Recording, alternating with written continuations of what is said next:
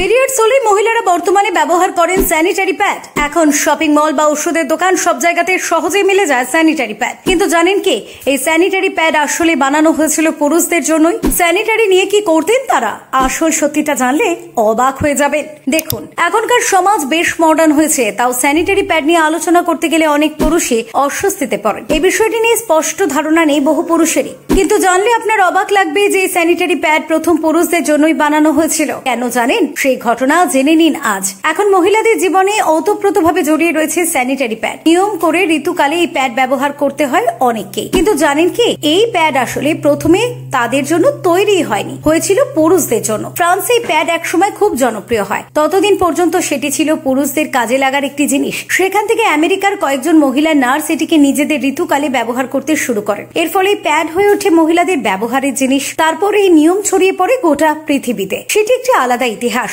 কিন্তু জেনে রাখা ভালো তার আগে এটি ব্যবহার করতেন পুরুষরাই। আমেরিকার বিজ্ঞানী, উদ্যোগপতি, লেখক বেঞ্জামিন ফ্র্যাঙ্কলিন প্রথম তৈরি করেন এই স্যানিটারি প্যাড। এর ভিতরে থাকা উপাদানে আবিষ্কর্তা তিনি। মজার কথা, তিনি এটি বানিয়েছিলেন মূলত পুরুষদের জন্য।